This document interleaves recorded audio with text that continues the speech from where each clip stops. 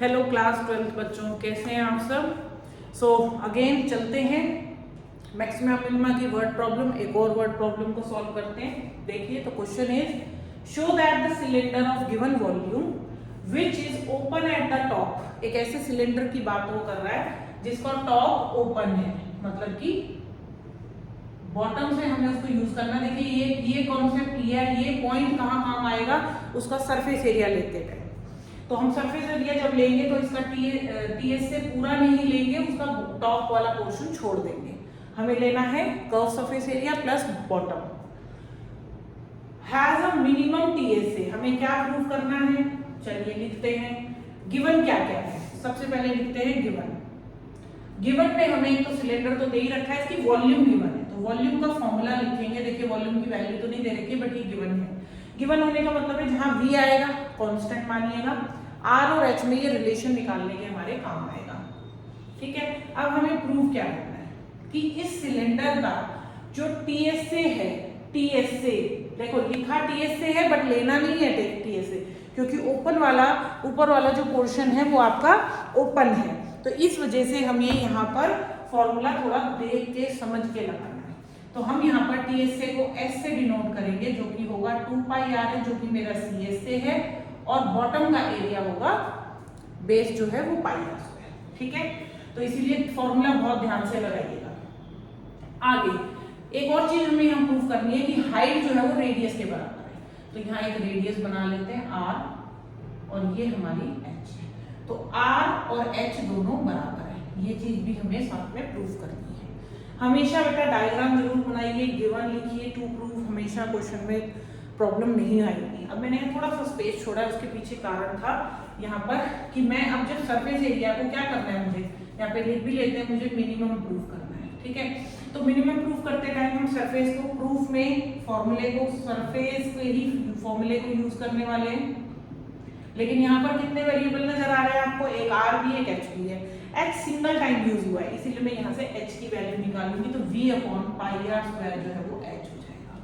ठीक है, इस h की वैल्यू को यहाँ रिप्लेस करेंगे, तो s is equal to 2 pi r, h की जगह लिखेंगे v upon pi r square, और प्लस में pi r square as it is. ठीक है, पाई से पाई कैंसल, r से r कैंसल, एंड ये हो जाएगा 2v by r plus pi r square. ये हमारे सरफेस एरिया या s की वैल्यू है। आप s को t भी यूज कर सकते थे, ts से पूरा भी यूज कर सकते हो, बट मैंने एक सिंगल वेरिएबल रखा है ताकि डेरिवेटिव करने में आसानी रहे। आई होप यहाँ तक क्लियर है। अब हमें करना है इसका डेरिवेटिव। चलिए, तो s is equal to 2v by r plus pi r square. v constant मानना है, v को कांस्टेंट की तरह ट्रीट करिएगा।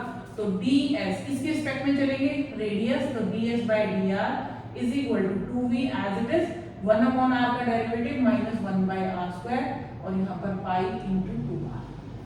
पाई r स्क्वायर में पाई कांस्टेंट था और r स्क्वायर का डेरिवेटिव 2r। ठीक है, तो ये हो गया माइनस का 2v divided by r square plus 2 pi r। इसको मैंने जीरो भी रख दिया है, पता है आपको क्रिटिकल पॉइंट निकालने के लिए हमेशा फर्स्ट डेरिवेटिव को जीरो के बराबर रखते हैं। नेगेटिव टर्म को उठा के इधर लाइए, 2v by r square is equal to 2 pi r। 2 से 2 कैंसिल हो गया।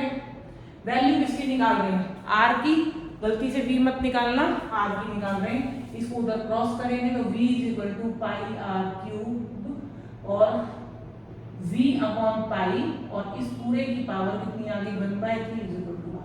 ये कैसे आया, मैं थोड़ा सा आपको स्टेप और इलैबोरेट करके बताती हूँ। देखिए v के अपॉन में पाई लाए, यहाँ r क्यूब हो गया, बट मुझे वैल्यू सिर्फ r की चाहिए। तो r का क्यूब जब दूसरी तरफ जाएगा तो क्यूब रूट बन जाएगा, मतलब कि पावर बन जाएगी 1/3। ये मेरी r की वैल्यू है। ठीक है, बट मुझे क्या प्रूव करना था, r और h बराबर है, तो मुझे h कैलकुलेट करना होगा। तो h की वैल्यू क्या थी हमारी, इसको हम बॉक्स में डालिए, फर्स्ट लिख लेते। अब लिखिए v upon pi r square को हमने h लिखा था, तो यहाँ पर मुझे किसकी वैल्यू डालनी है बेटा, पाई r की।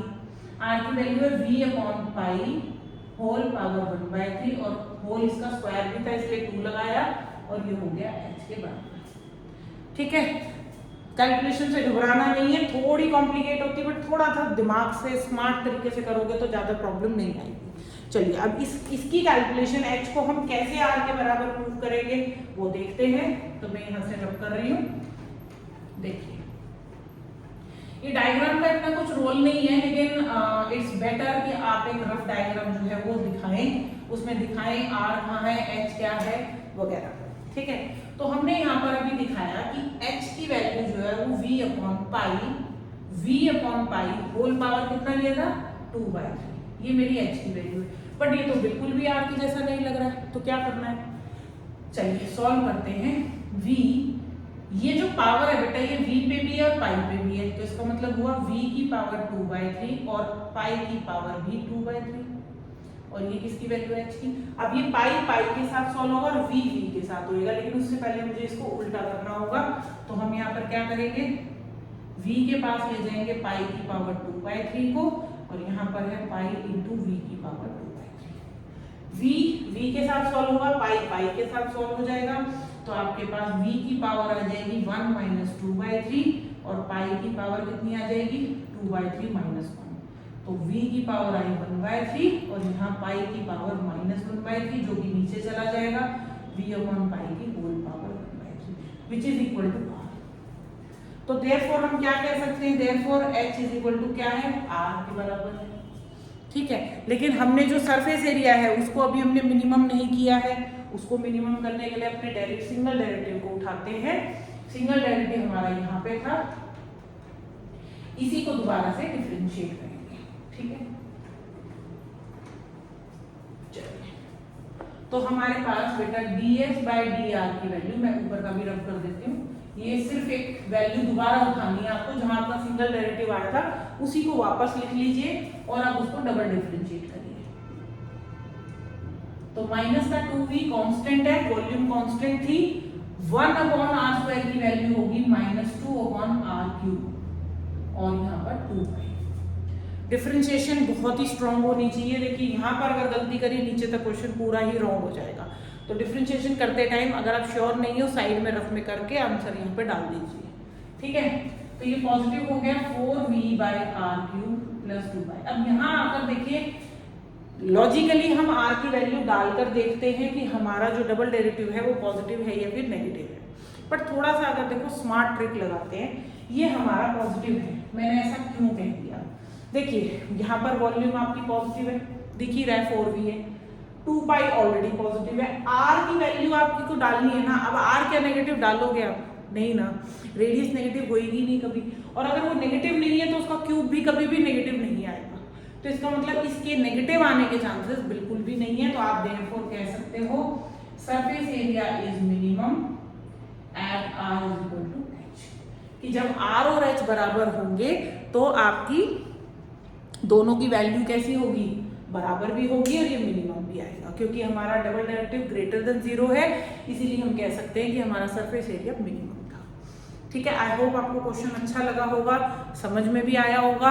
आप मुझे कमेंट करके जरूर बताइएगा आपको किस स्टेप पर ज़्यादा इश्यू आते हैं। कोई पर्टिकुलर क्वेश्चन अगर आपका डाउट है एनसीईआरटी से, मिसलेनियस से, आप मुझे कमेंट बॉक्स में एक्सरसाइज नंबर और क्वेश्चन नंबर डाल के दीजिएगा, मैं उसके लिए वीडियो बनाऊंगी आपके लिए और उसको डिस्कस करेंगे। ठीक है, till then keep watching, bye, take care and keep practising.